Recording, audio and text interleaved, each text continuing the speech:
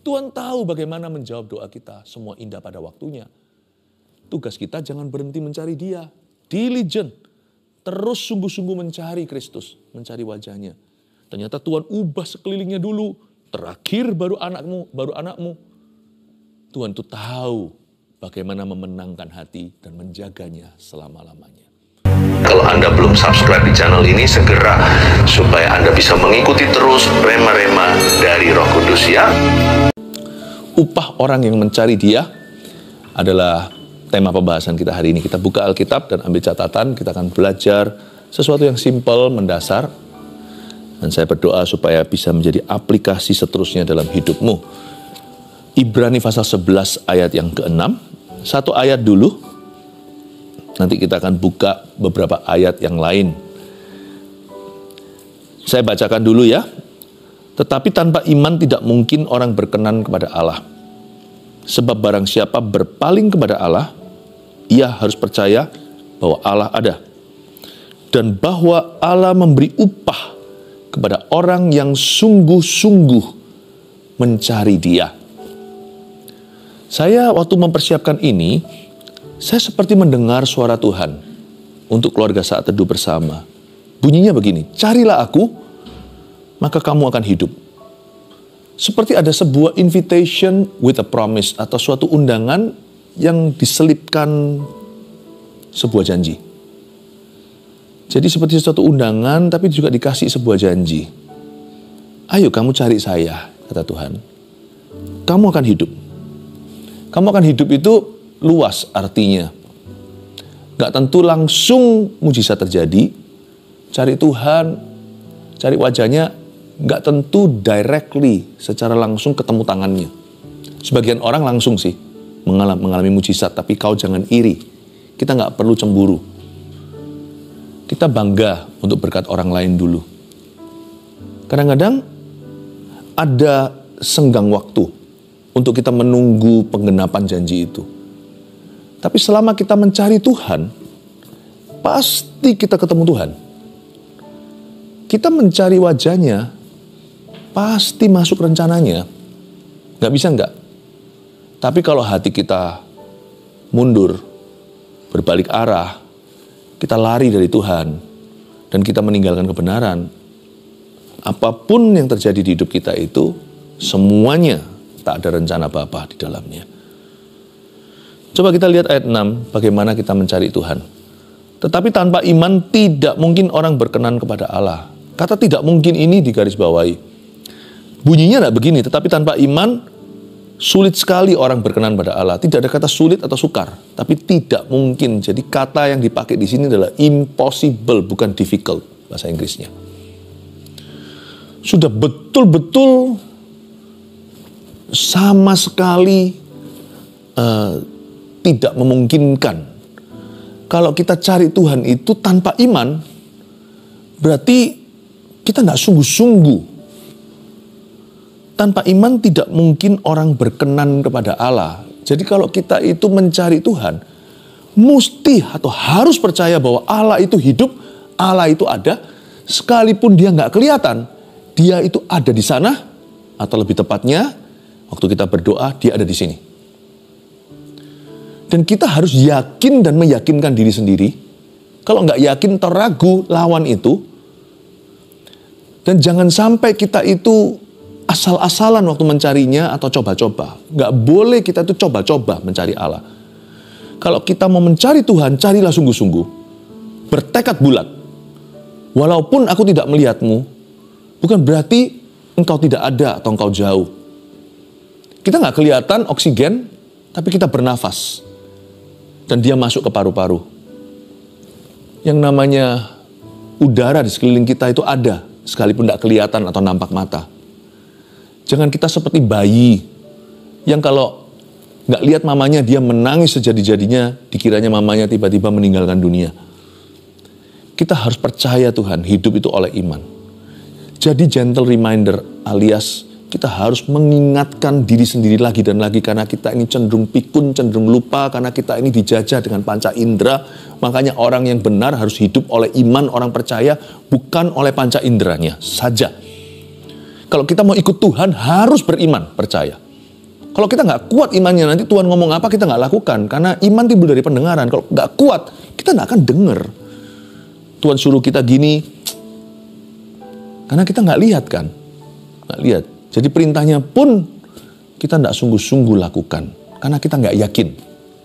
Kita nggak yakin kalau Tuhan yang suruh. Atau kalau Tuhan suruh, kita nggak yakin Tuhan akan kita mampu. Atau kalau kita lakukan, kita nggak yakin Tuhan akan bela. Kita harus ingat hari ini, umat Kristen anak Tuhan harus punya mata iman. Tuhanmu itu ada dan Tuhanmu itu dekat. Tanpa iman tidak mungkin orang berkenan pada Allah. Udah jangan bilang cari Tuhan. Cari Tuhan pasti hanyalah roh agama, rutinitas belaka. Kalau orang cari Tuhan itu harus punya ekspektasi. Punya apa? Ekspektasi. Sebab barang siapa berpaling kepada Allah, ia harus percaya bahwa Allah ada. Kita harus percaya bahwa Tuhan itu exist. Tuhan itu ada. Tuhan itu bukanlah suatu teori agama atau kepercayaan saja. Kita anak Tuhan belajar dari firman Tuhan itu seorang pribadi yang nyata. Allah Bapa, Allah Putra, dan Allah Roh Kudus. Kita yang terima Yesus tahu juru selamat kita itu sungguh-sungguh mati di kayu salib. 2000 tahun yang lalu sekalipun kita tidak ada di situ, tapi waktu Injil diberitakan kita percaya. Kita percaya sebagai kebenaran. Itu bukan dongeng-dongeng cerita, kita tahu itu histori, itu sejarah.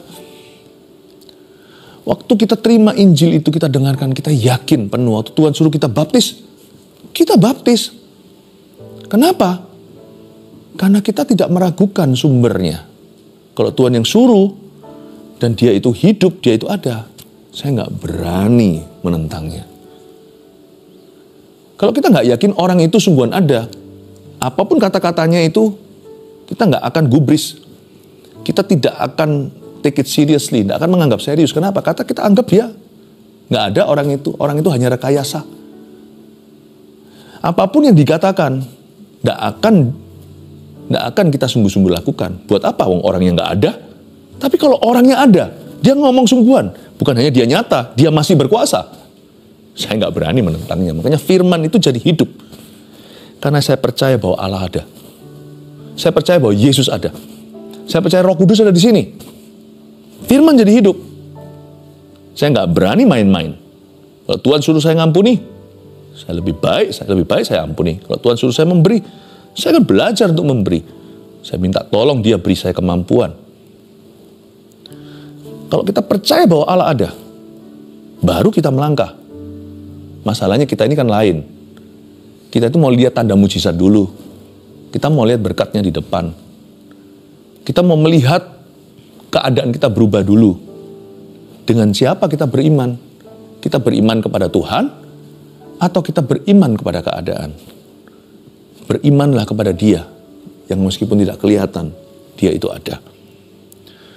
Barang siapa berpaling kepada Allah, ia harus percaya bahwa Allah ada dan bahwa Allah, catat ini, memberi upah.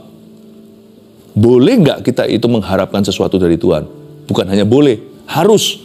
Jangan minta dari tetangga. Tuhan adalah gembalaku. Dia mencukupkan segala sesuatu, takkan kekurangan aku. Kalau nggak minta dari Tuhan Yesus, minta dari siapa lagi? Cuman orang takut minta, kenapa? Karena merasa Tuhan itu jauh. Kau ada di mana Tuhan dalam pergumulanku? Yang salah bukan Tuhan. Tuhan selalu ada di situ. Yang salah kita yang kerap kali ragu. Kalau Anda ragu, jangan suruh Tuhan berubah. Ayo Tuhan buat lebih nyata supaya aku yakin. Kalau kita ragu, kita yang berubah. Kita bertobat di hadapan Tuhan. Kita berdoa dan minta sama Tuhan, tambahkan iman. Jangan Tuhan yang suruh berubah. Tuhan disuruh tambah nyata untuk meyakinkan kita. Loh, yang salah bukan Tuhan. Tuhan selalu ada di sana kok. Dia siap memberkati kita.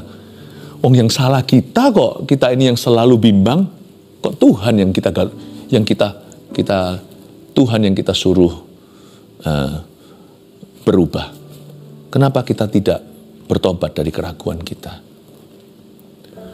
Kalau kita datang pada Tuhan, kita itu boleh bawa ekspektasi. Malah justru tanda orang itu percaya Allah itu ada. Dia expect sesuatu. Makanya Yesus tahu itu. Nggak hubungan pencipta dan ciptaannya itu pasti ciptaannya bergantung pada penciptanya. Nggak mungkin sebaliknya, sang pencipta nggak bergantung sama kita. Makanya dalam hubungan yang dua sisi ini, satu sisi saja yang meminta. Makanya Yesus ajari murid-muridnya, mintalah maka kau akan mendapatkan. Carilah, kamu akan menemukan. Ketoklah, pintu akan dibukakan. Sebab barang siapa meminta, kepadanya akan diberikan sesuatu. Kepada barang siapa yang mencari, dia pasti akan menemukannya. Pada barang siapa yang mengetok, pintu akan dibukakan untuknya. Satu sisi, dari sisi kita lah yang meminta. Tuhan tidak minta apa-apa sama kita. Karena itu boleh nggak kita itu kalau datang ke hadirat Allah sedang mencari Tuhan itu kita minta mujizatnya? Boleh. Minta berkatnya? Boleh. Kalau nggak dari Tuhan, berkat kita dari mana? Jangan-jangan kalau kita tidak mengharapkan berkat itu datangnya dari Dia, nanti kalau kita diberkati, kita gaya. Kita merasa ini karena keuletanku, karena kepandaianku, karena fasih lidahku. Jangan-jangan. Asal mujizat dan berkat tidak ditaruh di ranking pertama.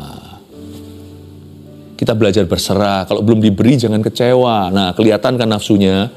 Kelihatan kan salah prioritasnya? Kita harus menaruh perintahnya dan firman-Nya di atas segala-galanya. Dan kita boleh percaya janjinya, tapi kalau belum digenapi, jangan kepahitan. Apalagi sama Tuhan. Tapi boleh nggak kita itu expect sesuatu? Malah haruslah. Dan bahwa Allah memberi upah kepada orang, coba siapa yang Tuhan upahi? Orang yang sungguh-sungguh mencari Dia. Katakan sungguh-sungguh. Kata sungguh-sungguh dalam bahasa Inggrisnya, who diligently seek Him. Kata diligent di situ itu artinya rajin.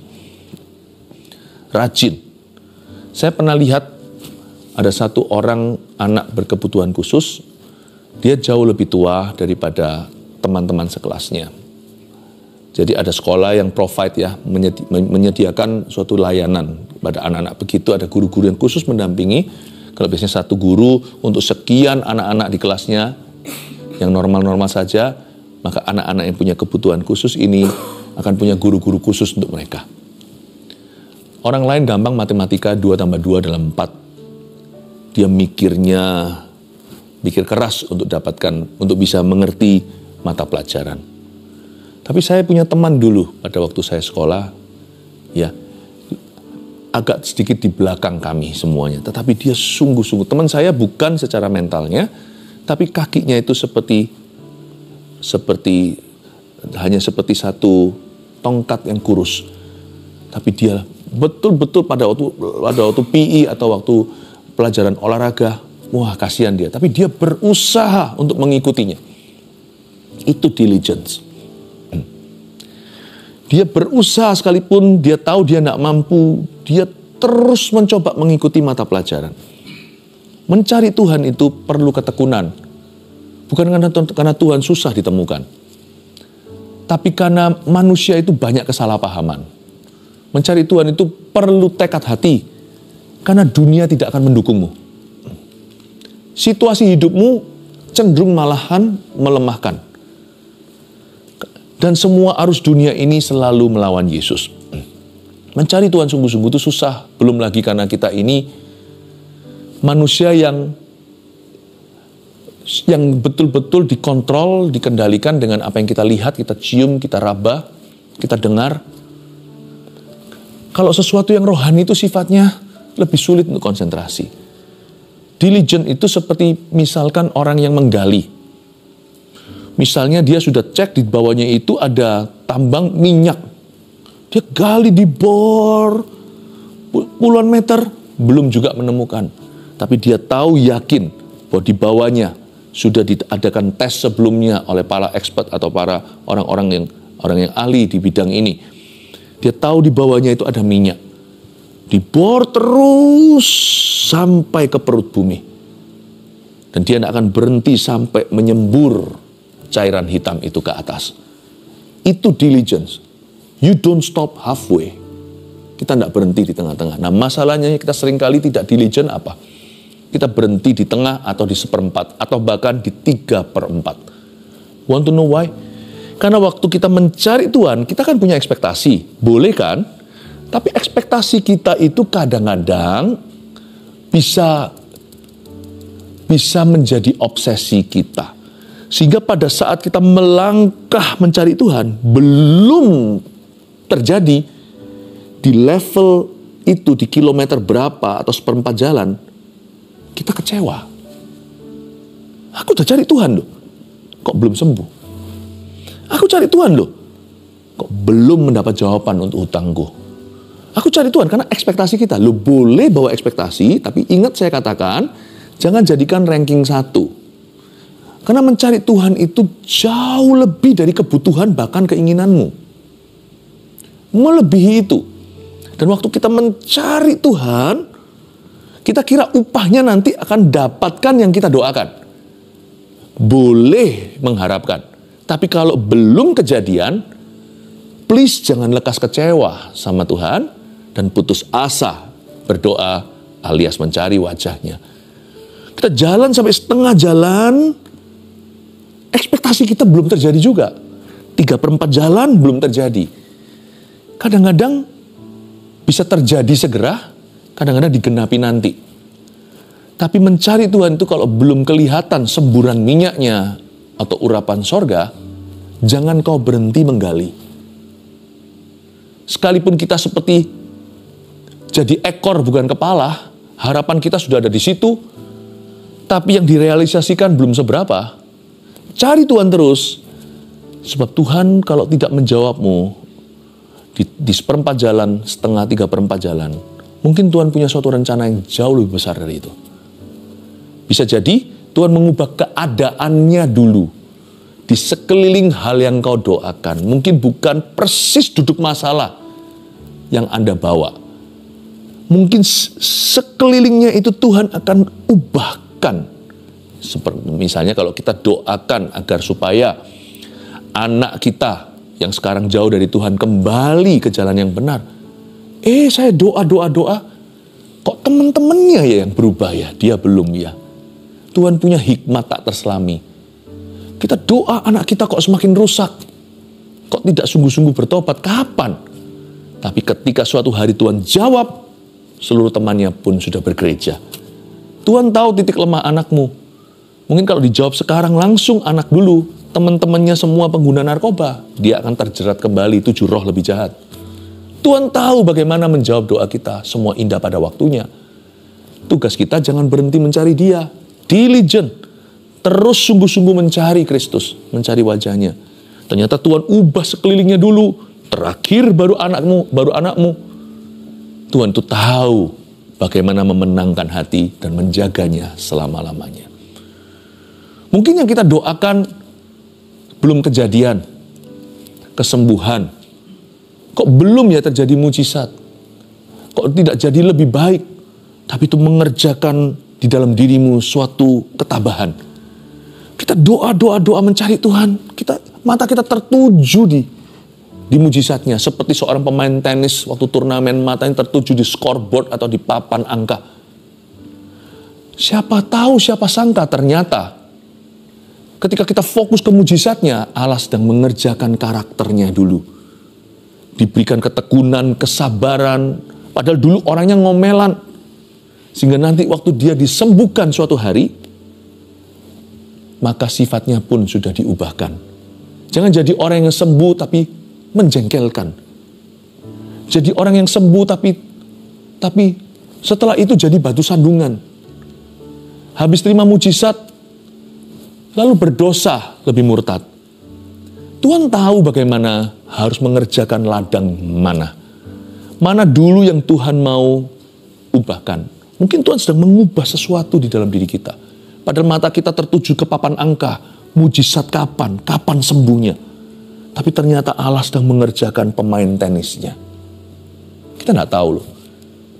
Tapi tetap ya, nggak tentu. Ada kalanya kita melihat scoreboardnya dan Tuhan sungguh-sungguh kasih smash yang luar biasa. Tuhan kasih mujizat langsung di tempat secara nyata. Yang pasti jangan mendikte Tuhan.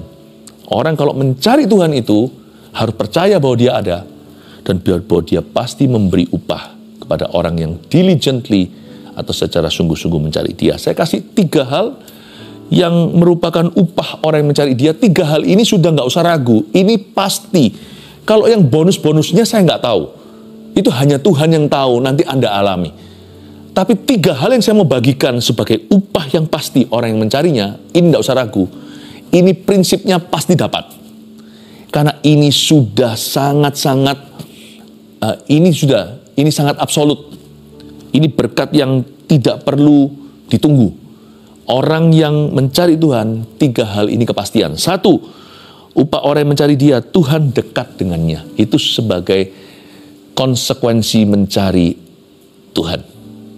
Tuhan pasti mendekat dengannya. Yakobus 4 ayat 8 bunyinya, mendekatlah kepada Allah dan Ia akan mendekat kepadamu. Itu konsekuensinya.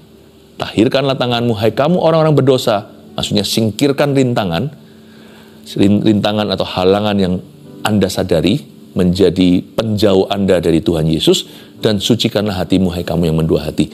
Jadi upah orang yang mencari Dia yang pertama, Tuhan jadi dekat dengan orang itu. Apakah terjadi mujizat atau mujizat belum dapat, yang pasti Tuhan pasti jadi dekat. Kalau Tuhan dekat dengan seseorang itu banyak advantage-nya, banyak kelebihannya. Gimana pun juga misalnya di dunia ya, kalau ada satu orang yang dekat dengan petinggi negara, meskipun KKN tidak dibenarkan, ya, namun demikian tidak bisa dipungkiri, bonus-bonus terjadi. Pasti ada banyak keuntungan dan kelebihan karena kedekatan itu. Someone once told me, seseorang beritahu saya, di hidup ini untuk sukses bukan tergantung apa yang kau tahu atau siapa yang kau kenal. Bukan apa yang kau tahu, tetapi siapa yang kau kenal. Bukan bergantung dengan what you know, but who you know. Itu ada betulnya. Sekali lagi, kalau koalisi tidak dibenarkan, tetapi tidak bisa pungkiri bahwa tetap ada kelebihan-kelebihan yang tidak akan dimiliki oleh orang-orang yang tidak kenal sama sekali, tidak tahu, dan tidak dekat. Dekat sama Tuhan itu banyak sekali berkatnya. Paling tidak hanya dekat Allah saja, aku tenang. Damai sejahtera orang itu tak akan ada tandingannya. Ada ketenangan dalam jiwanya, tidur pun nyenyak sekalipun dalam masalah. Upah orang yang mencarinya, Tuhan dekat dengannya. Kalau itu ya, nggak bisa digantikan dengan apapun juga di dunia.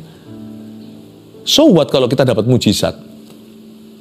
Toh nanti kita pasti akan ketemu masalah lagi. Mau sembuh suatu hari tetap mati. Jadi sebenarnya jangan mata kita tertuju ke papan angka. Kita harus tahu siapa pemilik hidup kita. Kalau kita bisa dekat dengan Tuhan itu ya, itu aset tak terhingga. Sungguhan loh, sekalipun mungkin hari ini kita masih ada tunggaan, hari ini mungkin ada masalah yang masih belum selesai, seolah-olah kita masih digantung, masalah itu masih digantungkan. Aduh, kayak kapan sih? Manusia itu kan selalu gitu ya, menunggu sesuatu. Nanti kalau dapat, menunggu sesuatu lagi yang lainnya. Kan dalam hal mencari dunia juga sama. Aku kalau bisa beli itu, beli ini. Setelah beli itu, beli ini, dapat semuanya hak milikmu. Lalu cari lagi yang baru, beli apa setelah ini. Manusia itu selalu menunggu. Dia tidak pernah sabat. Dia tidak pernah settle. Dia tidak pernah puas. Sebenarnya, nikmati proses Allah. Sekalipun masalah masih ada, dan kita masih gentayangan, istilahnya. Selama Tuhan mendekat kepadamu, gara-gara engkau mendekat kepadanya, aman saudara. Kalau Tuhan dekat dengan Anda, aman. Itu aset tak terhingga. Apapun yang kau dapatkan tidak bisa melebihi value atau nilainya. 2, upah orang yang mencari Dia adalah 2, ia akan tahu kebenaran. Ia di sini orang itu.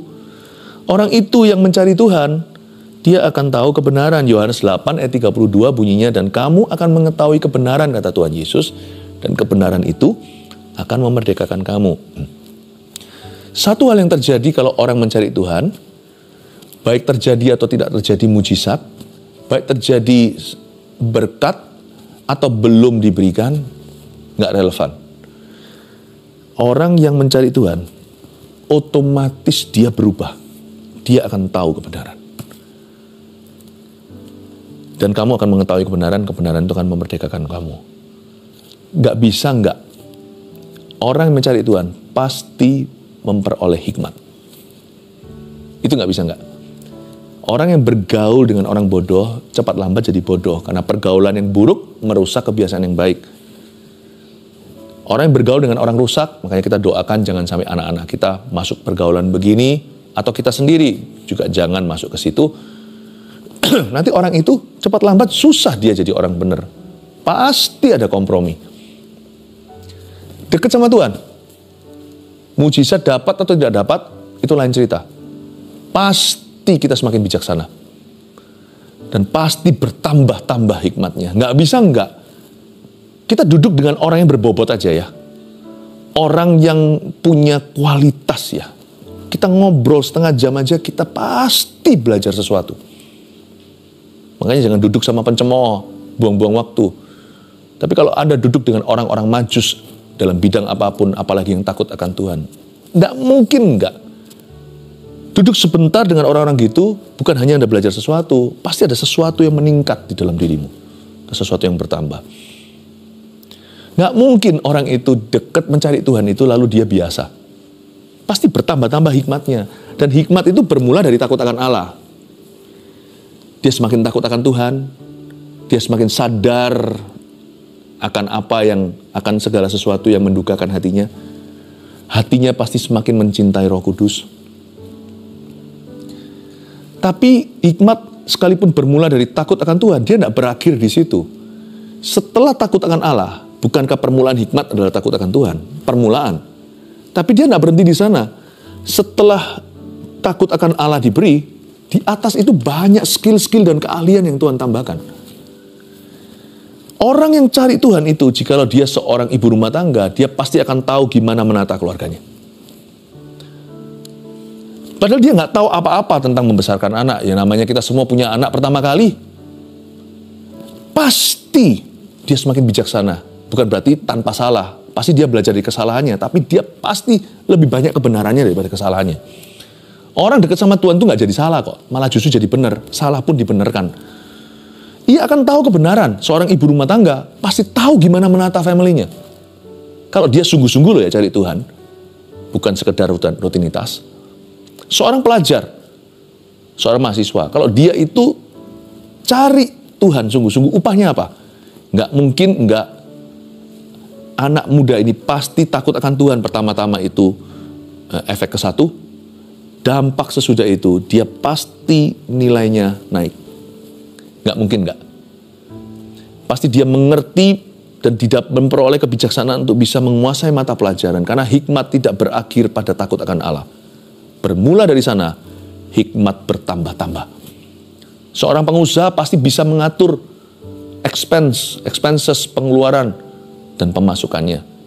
Seorang pilot, nahkoda akan mengerti koordinatnya. Seorang yang dipakai Tuhan jadi pengkhotbah misalnya, akan Tuhan berikan people skill yang luar biasa, akan bisa memahami audiensnya atau jemaatnya, akan bisa mengerti dan peka dengan manusia, padahal dulu mungkin orangnya introvert, tidak mau bergaul, tidak pandai untuk tidak supel. Tuhan pasti tambahkan. Tuhan juga bisa menambahkan bahasa untuk kita bisa menguasai bahasa-bahasa asing kalau itu diperlukan dalam bidang kita. Hikmat itu tidak berakhir pada takut akan Allah. Itu pangkalnya, itu hulunya. Hilirnya itu keahlian-keahlian seperti Yusuf di Mesir. Dan seperti hamba-hamba Allah di setiap bidang yang Tuhan angkat dengan super tinggi. 3, upah orang yang mencari Dia. Yang terakhir, Tuhan beritahu hal-hal yang akan datang. Nggak bisa nggak. Kalau Anda duduk dengan seseorang yang maha tahu, dia tahu segala sesuatu dan dia pegang kunci masa depan, pasti ada bocoran. Tapi Tuhan nggak akan beritahu semua di masa depan, karena kunci hidup ini adalah dengan iman. Ayatnya di sini di Yohanes 16 ayat 13, tapi apabila Ia datang, yaitu Roh kebenaran, Ia akan memimpin kamu ke dalam seluruh kebenaran, sebab Ia tidak akan berkata-kata dari dirinya sendiri, yaitu Roh Kudus, tapi segala sesuatu yang didengarnya, itulah yang akan dikatakannya. Ia akan memberitakan kepadamu hal-hal yang akan datang. Mau nggak mau ya, orang kalau dekat sama Tuhan itu tidak merugi, karena dia pasti tahu sesuatu, tidak segala sesuatu, hanya Tuhan yang tahu segala-galanya. Dia pasti akan tahu sesuatu tentang masa depannya. Baik itu diberitahukan ke otaknya, jadi dia bisa pahami, atau dia diberitahukan ke feelingnya dalam bentuk kepekaan, sehingga nanti keputusannya ternyata mempersiapkan tepat seperti masa depan yang Tuhan inginkan. Atau Tuhan bisa wahyukan itu di hatinya. Ya, dia tahu aja bahwa tiba-tiba ada keinginan, kerinduan untuk melakukan ini. Siapa tahu ternyata nanti seluruh dunia arahnya ke situ. Dia sudah lebih dulu di sana seperti Yusuf yang diutus mendahului kakak-kakaknya ke Mesir untuk menyelamatkan nyawa mereka. Tuhan bisa wahyukan ke sini, rasionalnya. Kadang-kadang tidak rasional kita nggak tahu, tapi peka. Pokoknya begini, Tuhan tuntun kita tanpa kita sadari. Atau lewat hati, yang pasti selalu lewat hati kita, karena hati kita ada Roh Kudus di dalamnya. Orang yang dekat sama Tuhan, Tuhan akan beritahu hal-hal yang akan datang, baik tentang dirinya atau tentang orang-orang di sekelilingnya. Jadi nggak ada ruginya. Kalau kita duduk sama Tuhan tuh mau nggak mau pasti dapat bocoran. Tapi Tuhan akan beritahu segala sesuatu karena Tuhan mau kita beriman. Kenapa Tuhan tidak memberitahukan segala sesuatu pada kita? Misalnya kalau Anda punya anak balita, coba ngomong sama anak kita segala sesuatu yang kita tahu. Bukannya kita nggak mau, tapi dia nggak siap untuk mendengarnya dan toh dia tidak bisa mengerti. Di usia anak masih umur segitu, 5 misalnya sampai 7, 8, dunianya masih segitu. Coba kita beritahu bahayanya dunia ini beserta semua potensi-potensi dan kesempatan-kesempatannya. Dia tidak akan bisa menangkapnya. Tidak ada pada nalarnya. Kenapa Tuhan tidak memberitahu segala sesuatu sekalipun Tuhan rindu beritahu kita segala-galanya masa depan ini? Karena kita belum ready untuk tahu segala sesuatu yang akan terjadi. Itu bisa merusak hidup kita hari ini. Makanya sebagian besar kita akan hidup oleh iman. Tapi bukannya tanpa bocoran. Kalau kita dekat sama Tuhan, Yesus berkata, Roh Kudus akan mewahyukan, memberitakan padamu hal-hal yang akan datang. Itulah sebabnya orang yang mencari Tuhan kadang-kadang tidak dapatkan berkat langsung sesuai dengan yang diharapkan. Kadang-kadang dapat tapinya ya, nggak selalu nggak dapatkan. Tapi yang pasti, yang tidak mungkin kita ragukan lagi, Tuhan pasti beritahu sesuatu tentang hari esoknya. Visi itu datangnya dari Tuhan, mimpi juga.